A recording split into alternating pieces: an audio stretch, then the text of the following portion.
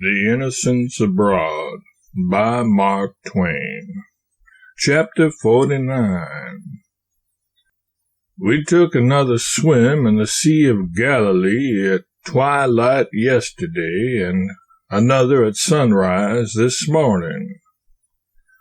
We have not sailed, but 3 swims are equal to a sail, are they not?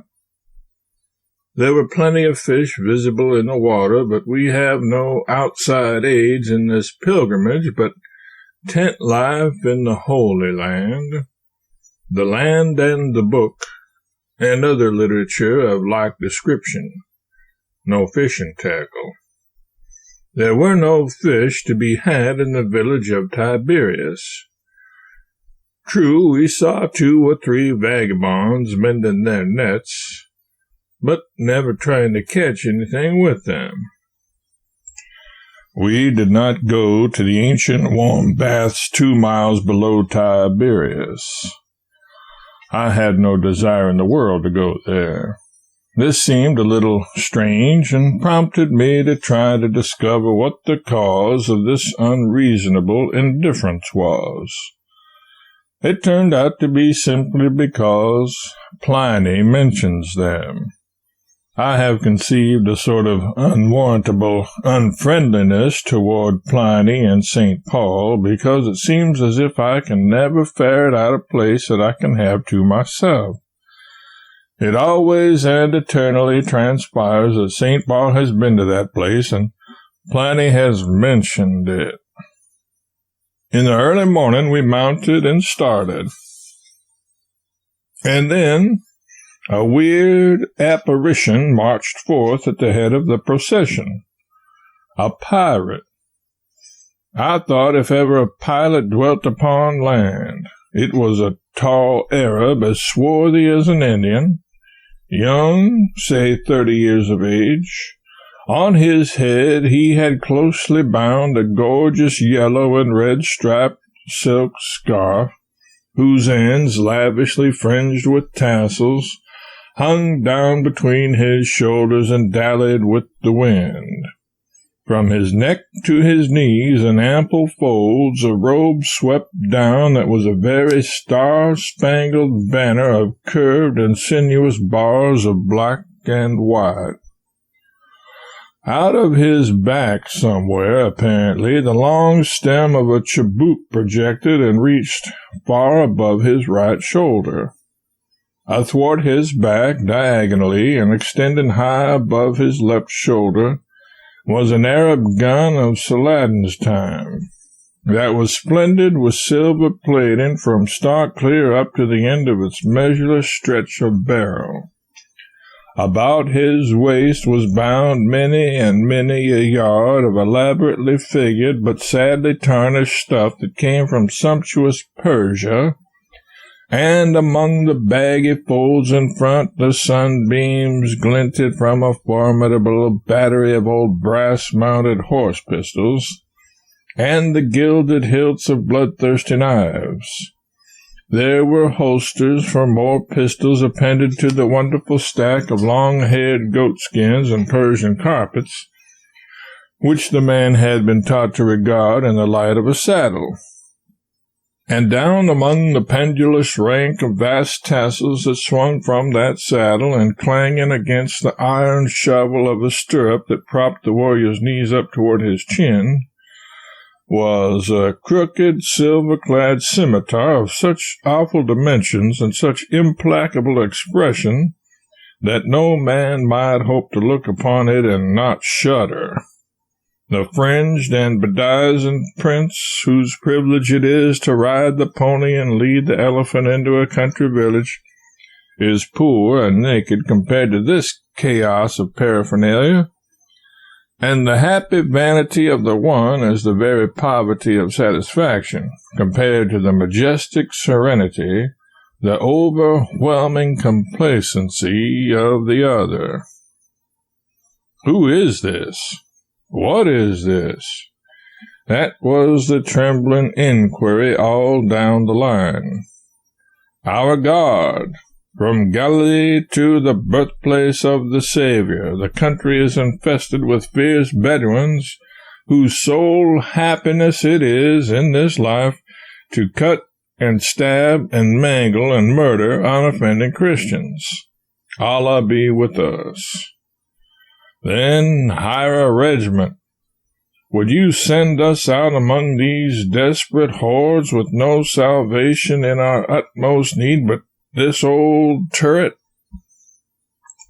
The dragoman laughed, not at the facetiousness of the simile, for verily that guide or that courier or that dragoman never yet lived upon earth who had in him the faintest appreciation of a joke, even though that joke were so broad and so ponderous that if it fell on him it would flatten him out like a postage stamp. The dragoman laughed, and then, emboldened by some thought that was in his brain, no doubt, proceeded to extremities and winked. In straits like these, when a man laughs, it is encouraging. When he winks, it is positively reassuring. He finally intimated that one God would be sufficient to protect us, but that one was an absolute necessity. It was because of the moral weight his awful panoply would have with the Bedouins. Then I said we didn't want any God at all. If one fantastic vagabond could protect 8 armed Christians and a pack of Arab servants from all harm, surely that detachment could protect themselves. He shook his head doubtfully. Then I said, just think of how it looks. Think of how it would read to self-reliant Americans that we went sneaking through this deserted wilderness under the protection of this masquerading Arab who would break his neck getting out of the country if a man that was a man ever started after him. It was a mean, low, degrading position. Why were we ever told to bring Navy revolvers with us if we had to be protected at last by this infamous star-spangled scum of the desert? These appeals were vain. The dragoman only smiled and shook his head. I rode to the front and struck up an acquaintance with King Solomon in all his glory, and got him to show me his lingering eternity of a gun. It had a rusty flintlock. It was ringed and barred and plated with silver from end to end, but it was as desperately out of the perpendicular as are the billiard cues of 49 that one finds yet in service in the ancient mining camps of California. The muzzle was eaten by the rust of centuries into a ragged filigree work, like the end of a burnt-out stovepipe. I shut one eye and peered within. It was flaked with iron rust like an old steamboat boiler.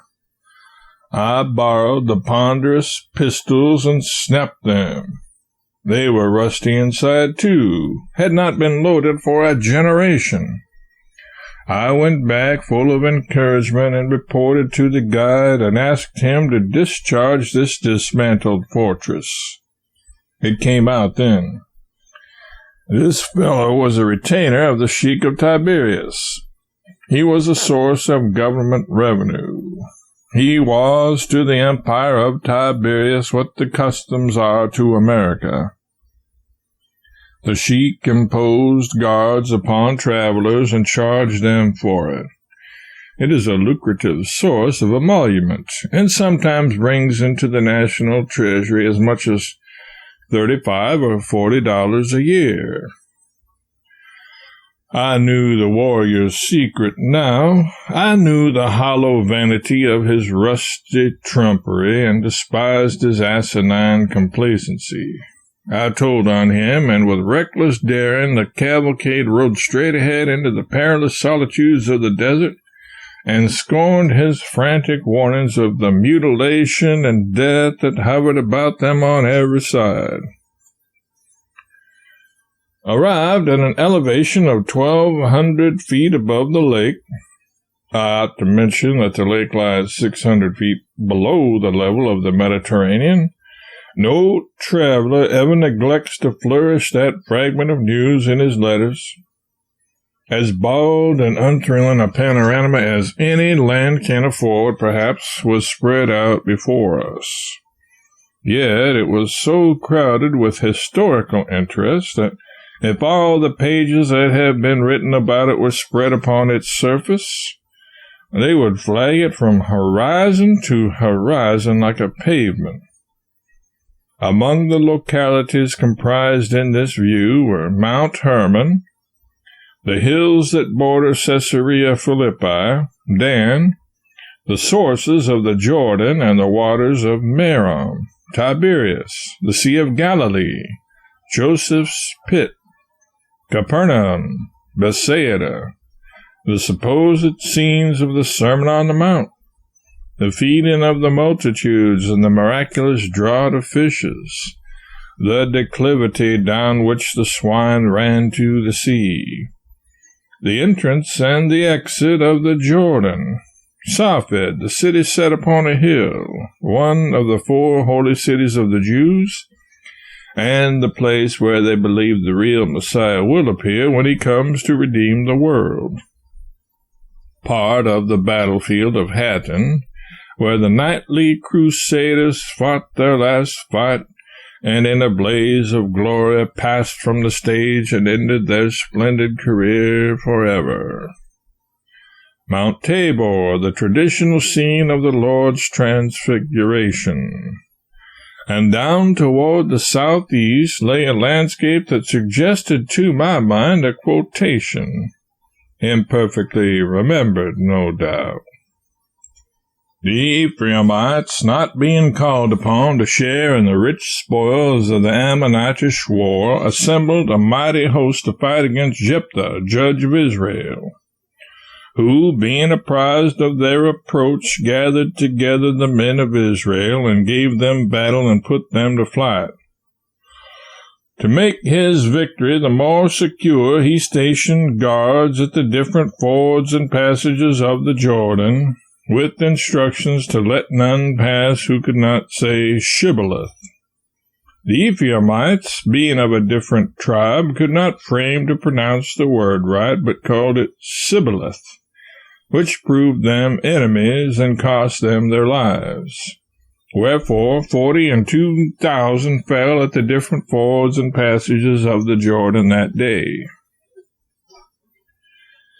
We jogged along peacefully over the great caravan route from Damascus to Jerusalem and Egypt, past Lubia and other Syrian hamlets, perched in the unvarying style upon the summit of steep mounds and hills, and fenced round about with giant cactuses, the sign of worthless land, with prickly pears upon them like hams, and came at last to the battlefield of Hattin. It is a grand, irregular plateau, and looks as if it might have been created for a battlefield. Here the peerless Saladin met the Christian host some 700 years ago, and broke their power in Palestine for all time to come. There had long been a truce between the opposing forces, but according to the guidebook, Reynald of Chatillon, lord of Kerak, broke it by plundering a Damascus caravan and refusing to give up either the merchants or their goods when Saladin demanded them. This conduct of an insolent petty chieftain stung the Sultan to the quick, and he swore that he would slaughter Reynald with his own hand, no matter how or when or where he found him. Both armies prepared for war. Under the weak king of Jerusalem was the very flower of the Christian chivalry. He foolishly compelled them to undergo a long, exhausting march in the scorching sun, and then, without water or other refreshment, ordered them to encamp in this open plain. The splendidly mounted masses of Moslem soldiers swept round the north end of Gennesaret, burning and destroying as they came, and pitched their camp in front of the opposing lines.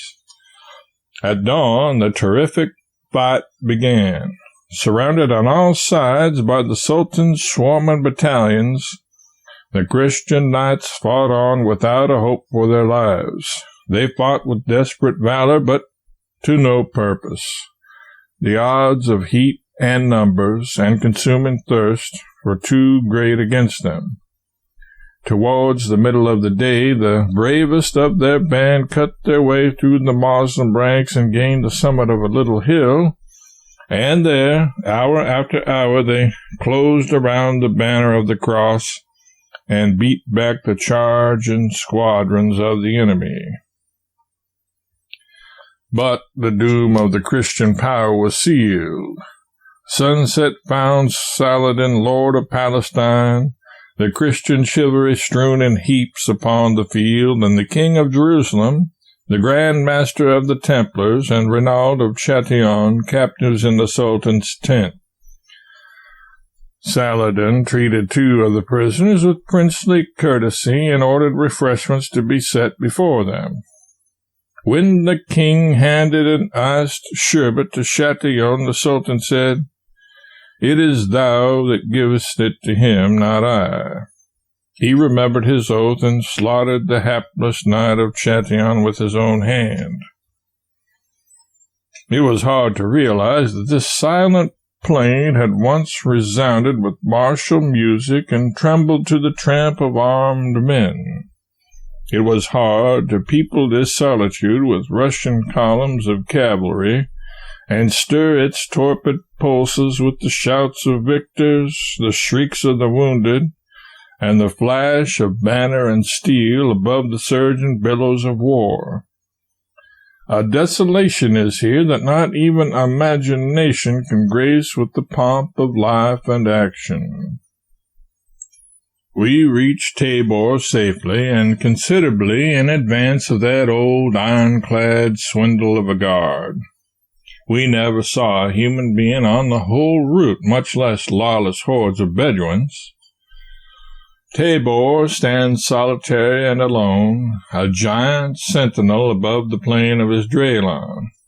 It rises some 1,400 feet above the surrounding level, a green wooden cone, symmetrical and full of grace.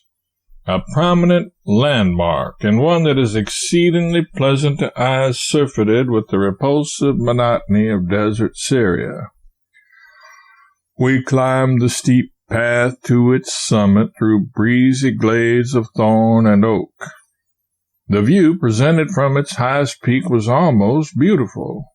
Below was the broad, level plain of Esdraelon, checkered with fields like a chessboard, and full as smooth and level seemingly. Dotted about its borders with white, compact villages, and faintly penciled far and near with the curving lines of roads and trails.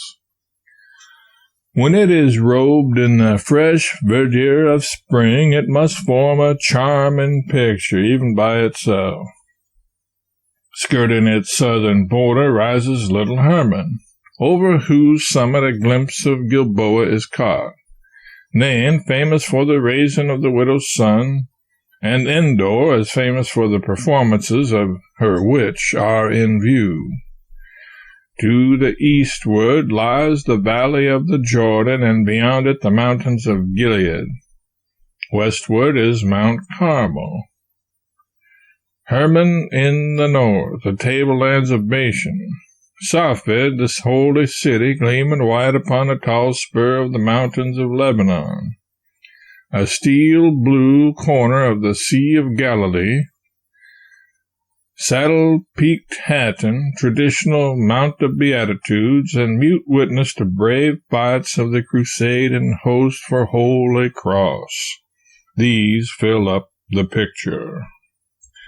To glance at the salient features of this landscape through the picturesque framework of a ragged and ruined stone window, arch of the time of Christ, thus hiding from sight all that is unattractive, is to secure to yourself a pleasure worth climbing the mountain to enjoy. One must stand on his head to get the best effect in a fine sunset, and set a landscape in a bold, strong framework that is very close at hand to bring out all its beauty. One learns this latter truth nevermore to forget it. In that mimic land of enchantment, the wonderful garden of my lord the Count Pallavicini near Genoa.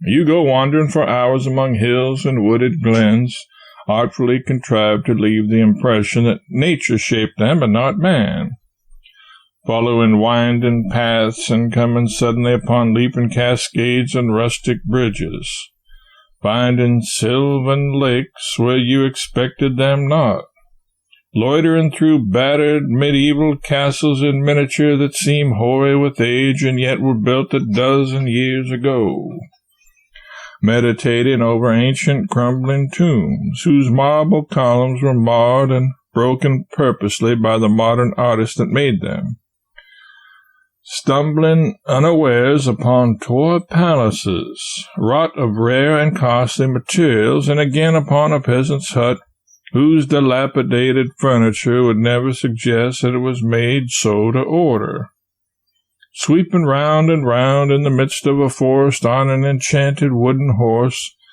that is moved by some invisible agency, traversing Roman roads and passing under majestic triumphal arches, resting in quaint bowers where unseen spirits discharge jets of water on you from every possible direction, and where even the flowers you touch assail you with a shower, boating on a subterranean lake among caverns and arches royally draped with clustering stalactites, and passing out into open day upon another lake, which is bordered with sloping banks of grass and gay with patrician barges that swim at anchor in the shadow of a miniature marble temple that rises out of the clear water and glasses its white statues, its rich capitals and fluted columns in the tranquil depths.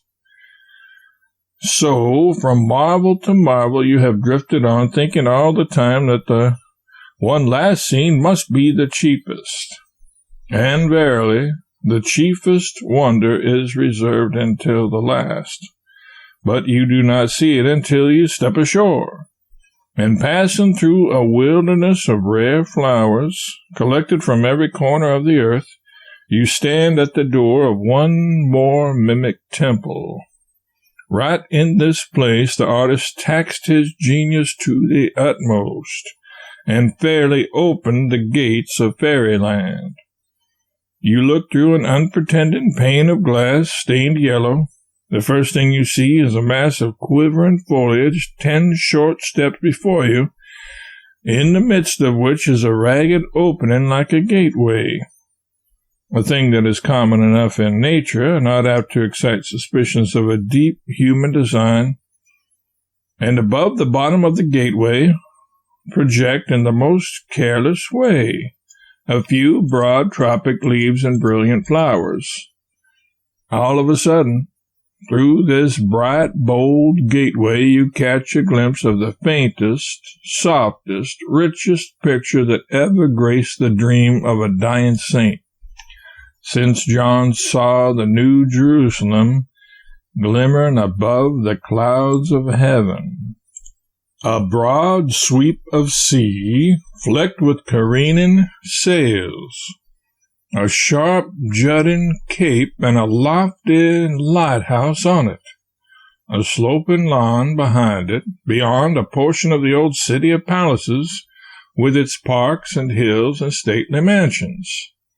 Beyond these, a prodigious mountain with its strong outline sharply cut against ocean and sky, and over all vagrant shreds and flakes of cloud floating in a sea of gold. The ocean is gold, the city is gold, the meadow, the mountain, the sky, everything is golden, rich and mellow and dreamy as a vision of paradise. No artist could put upon canvas its entrancing beauty. And yet, without the yellow glass and the carefully contrived accident of a framework that cast it into enchanted distance and shut out from it all unattractive features, it was not a picture to fall into ecstasies over. Such is life, and the trail of the serpent is over us all. There is nothing for it now but to come back to old Tabor, though the subject is tiresome enough, and I cannot stick to it for wandering out to scenes that are pleasanter to remember. I think I will skip anyhow. There is nothing about Tabor, except we can see that it was the scene of the Transfiguration, but some gray old ruins, stacked up there in all ages of the world from the days of stout Gideon and parties that flourished 30 centuries ago to the fresh yesterday of crusading times. It has its Greek convent, and the coffee there is good, but never a splinter of the true cross or bone of a hallowed saint to arrest the idle thoughts of worldlings and turn them into graver channels. A Catholic church is nothing to me that has no relics. The plain of Israel on the battlefield of the nations only sets one to dreaming of Joshua and Ben-Hadad and Saul and Gideon, Tamerlane, Tancred, Coeur de Lion, and Saladin, the warrior kings of Persia, Egypt's heroes, and Napoleon, for they all fought here. If the magic of the moonlight could summon from the graves of forgotten centuries and many lands the countless myriads that have battled on this wide, far-reaching floor, and array them in the thousand strange costumes of their 100 nationalities, and send the vast host sweeping down the plain, splendid with plumes and banners and glittering lances, I could stay here an age to see the phantom pageant. But the magic of the moonlight is a vanity and a fraud, and whoso putteth his trust in it shall suffer sorrow and disappointment. Down at the foot of Tabor, and just at the edge of the storied plain of Esdraelon, is the insignificant village of Deborah, where Deborah, prophetess of Israel, lived. It is just like Magdala,